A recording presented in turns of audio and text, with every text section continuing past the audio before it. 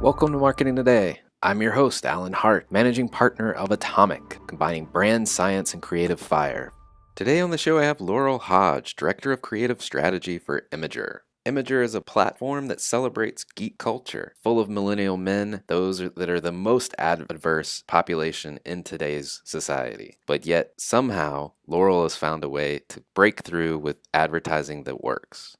Laurel is one of Adweek's 2016 Young Influentials, their list of game changers under 40 who has made waves in the worlds of media, marketing, technology, and entertainment. So Laurel, welcome to the show. Tell me a little bit, what is Imgur? Imgur is an image sharing community that is on a mission to lift people's spirits for a few moments every day.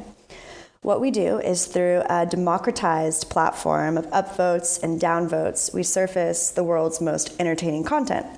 And the cool thing about Imgur is that it surfaces content that isn't just within your friends' feed and the people who you follow. It is what is trending right now across the internet, and it's what everybody thinks is interesting. So you're more likely to see stories and to see perspectives that are outside of your immediate circle, and you get exposed to more interesting content. And because of the upvote and the downvote, you really only see the best if you want to. And what does it mean to be the Director of Creative Strategy there? We have a new native advertising product called Promoted Posts. And what we do is we partner with brands to understand their marketing goals and help them translate their marketing messages in a creative way that will resonate with the Imgur community. As you might be aware, Imgur has an audience of 150 million monthly active users, and I believe 86% of them are millennial men. So they are very adverse to advertising messages, and what we do is we help brands enter this space and connect with them in a way that feels authentic and a way that they actually appreciate and enjoy. And we always think about trying to add value in our marketing messages and in our promoted posts. So what I do is I collaborate with a small team of strategists, and we work closely with the client to come up with ideas that will help them be successful on our platform. Now, do you work directly with the brands, or are you working with agencies as well? We're working with both. We have a client direct relationship with a few of our contacts, and then we work with a number of agencies as well. Well, congrats on being named the 2016 Young Influential by Adweek. I'm curious what that means to you. Well, it's a huge honor, as you can imagine, but it's also a signal that we're doing something right here at Imgur. One of the things we want to do is create ads that don't suck, create ads that people don't want to block, and actually add to their experience of the content that they're consuming instead of detract from it.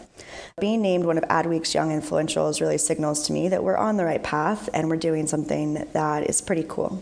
Now, you stated a little while ago that you have over 150 million active users, I should say. And you said most of them are millennials. Can you tell me anything else about them? Yeah, definitely. So we actually have one of the largest concentrations of millennial men on the internet.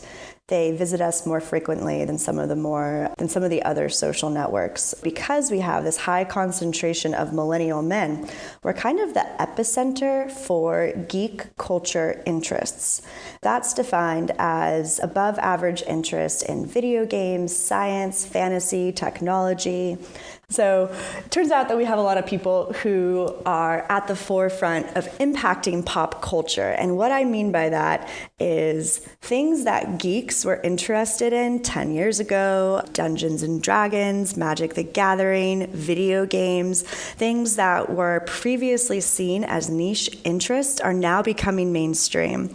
We're seeing that video games are making more money than the box office, and the top 10 movies at the box office right now are all kind of like geeky interests themes. We have Avatar, we have fantasy like pirates, and so it's interesting to see the way that geek culture is now impacting pop culture. We partnered with a company called YPulse to get more insights around geek culture, and we learned that these millennial geeks are really influential. They're the ones who are making most of the internet's content, these viral hits, and they have the power to influence your brand if they are in your corner. They're extremely passionate about their interests. They write a lot of reviews. They're the people who your friends turn to when you're like, hey, I'm in the market for a new camera or a new computer. What should I buy? They go to their friend who has the most information about this topic and they ask them for their genuine perspective. But we also know they're really hard to reach. Millennial geeks are the leading users of ad blockers, and so they're extremely hard to reach. They are not interested in your marketing messages. They understand that a lot of it is what the company wants to say about themselves and not necessarily what is the most relevant fact for them. And so they filter out these messages by not subscribing to cable. They don't watch cable anymore. They block the commercials. They don't listen to the radio. They have music streaming services. And they certainly don't see any ads because they're seeing a higher rate of ad block usage among these millennial male men cohorts. Now these guys, like you just described, are ad adverse, but you're developing ads for them. How's that work? We have developed an approach that treats these millennial men with respect. One thing that we want to do is we want to treat them as intelligent human beings who can see past the marketing BS. And it's kind of like marketing to a friend versus marketing to a target audience. When you remove somebody so far away from being a whole person who doesn't like their day interrupted and doesn't like to be lied to, and you kind of keep them like far away from you, you don't really develop content that you're proud of. You develop content that hits your key brand points, and then that's it, and you hope that some people convert.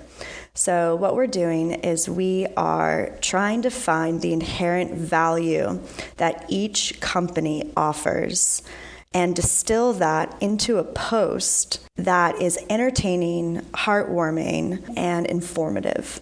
If a brand can hit upon those key things and come across in an authentic way, we've seen incredible engagement and really positive comments from the group that hates advertising, arguably more than any other demographic. I think you're on to something there that all marketers might pay more attention to, not just folks that are trying to target this really ad-adverse population. One question for you, is there a way that, or an example of a campaign you've developed that you could talk about, and maybe the results or what you're seeing with that campaign? Absolutely. So eBay has been a really great partner for us. They've run an ad, or I guess they've run a promoted post every week to every other week for the past year and a half.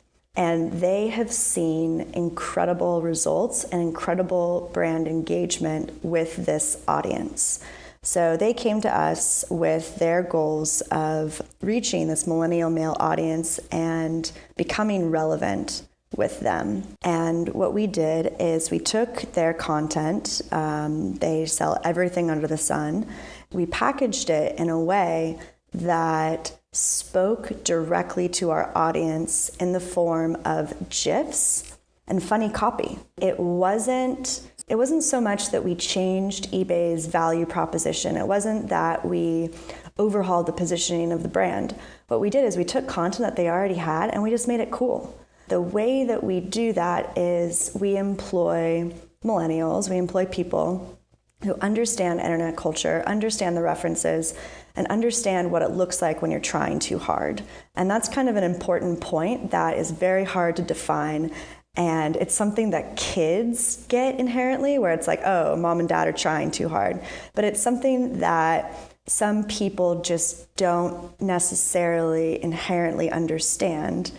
I know I'm being a little bit vague with the description of trying too hard, but you can see it. When you look at something, you're like, yep, that just came across as completely off the mark. But when you use the language in an authentic way and you actually provide information that people want to hear or information that is relevant to people, then we'll see some really great results. You talked a little bit about how to talk to this audience, but I'm curious if you kind of step back and you think about just marketing in general. Are there tips or advice you think marketers should adopt to reach more and more ad-adverse populations? I think it's almost everyone now is really trying to tune out advertising. Yeah, there are actually three things. One is localize your content. The second is always add value. And the third is respect your audience. And I'll dive into each one of those individually. For localization, we're understanding with targeting capabilities that you can't expect the same overarching marketing message to work everywhere. You need to be able to hone it down and reach a specific subset of people and tap into some sort of cultural truth that is relevant to that group or that audience that you're trying to reach. And a lot of times, huge amounts of budgets are going into the overarching messaging that is made for everybody. And this is kind of one of the core tenets of marketing, that when you're trying to appeal to everybody, you appeal to nobody. And so even if you get it down into some of the smaller segments of like, we want to reach millennials 18 to 34, skewing more heavily with females who like these certain things. If you can reach them at their communities, the places in which they're exchanging information, and you can understand what their pain points are around the certain products that they're using or the information that they're trying to exchange, and you can offer a true solution, then all of a sudden your content becomes way more valuable. This takes a lot of work. This isn't something that is necessarily easy, but it's great with publishers who are now having or now offering in-house creative teams across the internet. They can help you hone your marketing messages down to the community that you are trying to target. And with Imgur, every promoted post that we run, we really try to advise the brand around tailoring the content to the community. And as you can imagine, some brands are more willing to do this than others. There are some that are like, absolutely, do whatever you need to do, just stay within these guardrails, and other brands aren't.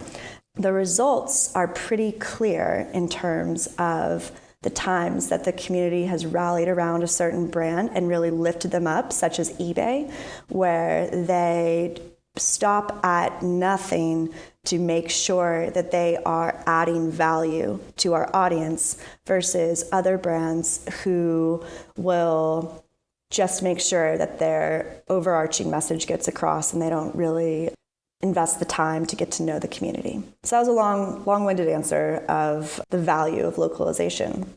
The other part about reaching these people is thinking about adding value. Billboards, when you're driving along the highway, they don't necessarily add value to your life. Like, you see something, you look at it, you're like, that was dumb, or like, I didn't quite get that. And then if something makes you chuckle for 1 second, you see it and like, oh, that was clever, or oh, that was something that I didn't expect. Then there's this like moment of like appreciation, and then you move on. And all we're looking for is that moment of appreciation, that little click of like, hey, that was more clever than I expected, or I learned something that I didn't necessarily know. And that takes a lot of time, and that takes a lot of energy to figure out what that thing is. But if we can do it right, then we see the response, and it is extraordinary. We have people begging us to continue a certain advertiser's campaign.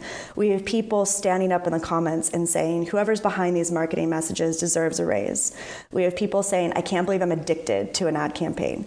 These types of things don't generally happen, A, because we don't really have the signal to measure them. When you have an ad that runs on TV, you can do a focus group after, you can do brand lift studies, but the real-time feedback of seeing exactly what works and exactly what doesn't allows us to figure out and fine-tune how we can see success like this in the future. And the last point, respecting your audience, is kind of the most important point. The men that are on our site, they're well educated, they're smart, they're clever, they're funny. And so when we're developing marketing messages for them, we have to stretch ourselves and we really have to think beyond cliches and tropes and different easy ways that we will give ourselves the excuse to push out something that isn't necessarily that great because it hits our strategy and it hits what we're trying to achieve. These men don't really want their time to be wasted, and nobody does. So when we respect them and we treat them as clever and smart individuals, we can create clever and smart advertising that makes them think like, that actually wasn't a complete waste of my time. I love your 3 tips. I've been talking to a number of people recently about people, remembering that ultimately what we're trying to engage with are people, not masses, not segments, to your point. Right. They're people, and people don't really care about brands, care about things that are going on in their lives. And I think your tips hit on, how do you connect with somebody that's just going along every day, not thinking about you in a way that is not disruptive, but is respectful, but adds value. So I love it. Absolutely. Now, I want to step back from Imgur and your role there and think about you for a minute. I mean, I'm profiling marketers like yourself and just really curious, what fuels you? What drives you? Yeah, that's a good question. I think ultimately what I want to do is enjoy my life. I want work and my life outside of work to complement each other, and I want to feel like when I wake up on a Monday that I have a purpose and I'm continuing my personal growth and the things that I want to learn and achieve in this lifetime. I kind of down to it's most simplest point. I just want to drive growth and happiness and joy in my life. I am incredibly fortunate that I wake up every day and I go to work and I work with smart, interesting, engaged people who really want to make a difference in the quality of ads.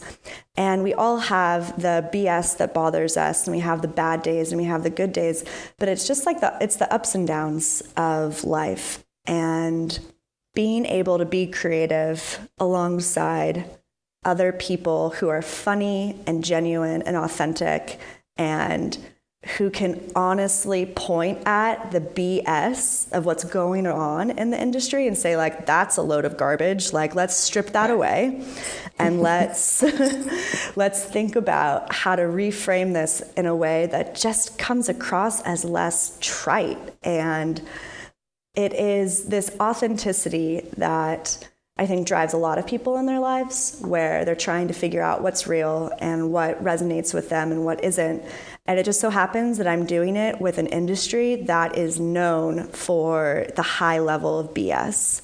And it's kind of fun. It's a really hard challenge. And, we get into disagreements with clients. We try to help them understand, and sometimes we win and sometimes we lose. But it is not for the weak of heart, but it's definitely something that I enjoy doing. Not that I'm usually into plugging other folks, but you sound like somebody that would read the blog from Bob Hoffman. I don't know if you've run across him yet, but I haven't. He calls himself the ad contrarian. He's kind of this retired ad guy, but it's hilarious. It's hilarious. Awesome. So, yes. Somebody to check out. All right, I'm going to bookmark this. That's great. Talks a lot about the BS of the industry. So, yeah. We'll enjoy that. I want to also see, folks like yourself that are kind of out there, in my opinion, leading the pack.